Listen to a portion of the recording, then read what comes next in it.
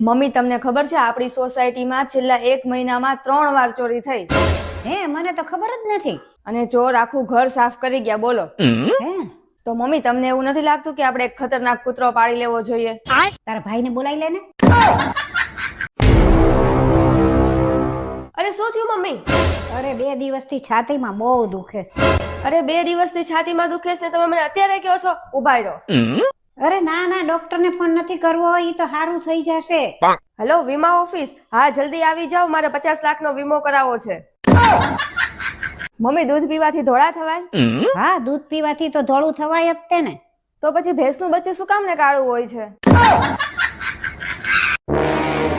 હે ભાઈ, સાંભળ્યું છે તમારો ફોન ચોરાઈ ગયો?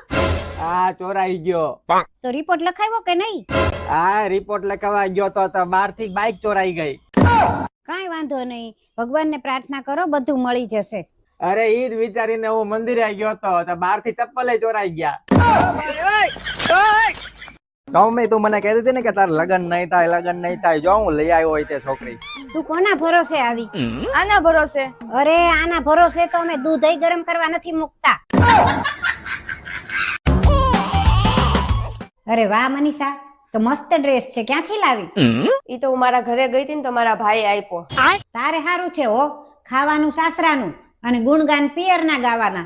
ઈ તો તમારી પાસેથી જ શીખી છું. રોટલી ખાવાની વહુના હાથની અને ગુણગાન છોકરીના ગાવાના. મમ્મી, એક વાત પૂછું? હા પૂછ ને.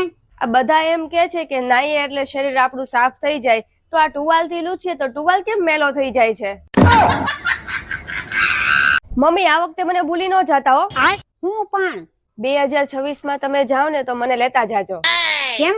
કેમ કે હું ક્યારે ગઈ નથી અને મને રસ્તોય નથી ખબર. મનીષાને પકડ, સંડાસ લાગી છે. અરે વાંધો નહીં, એને ડાયપર પહેરાવેલું જ છે. અરે એને ડાયપર પહેરાવેલું છે, મને લાગી છે, મેં થોડું પહેર્યું છે. મમ્મી, તમે નવરા બેઠા છો? હા, કેમ? મને કંટાળો આવે છે. તો હું શું કરું? ચાલો ને આપણે બે ઝઘડીએ. બોલ, કરીશ હવે આવું? આ શું કરસ તું? એનો હાથ વળી જશે, રેવા દે. જો શીખ મમ્મી પાસેથી. તું આખો દી એનું ખરાબ બોલતી હોય પણ મમ્મી કેટલી ચિંતા કરે છે તારી. ચિંતા બિંતા કાઈ નહીં, આ એનો હાથ ભાંગી જશે ને તો ઘરના કામ મારે કરવા પડશે. હે ભાઈ, સાંભળ્યું છે તમારો ફોન ચોરાઈ ગયો? હા, ચોરાઈ ગયો. તો રિપોર્ટ લખાવ્યો કે નહીં? હા, રિપોર્ટ લખાવા ગયો તો બહારથી બાઈક ચોરાઈ ગઈ. કાંઈ વાંધો નહીં, ભગવાનને પ્રાર્થના કરો, બધું મળી જશે. અરે ઈ જ વિચારીને હું મંદિરે ગયો તો બહારથી ચપ્પલે ચોરાઈ ગયા.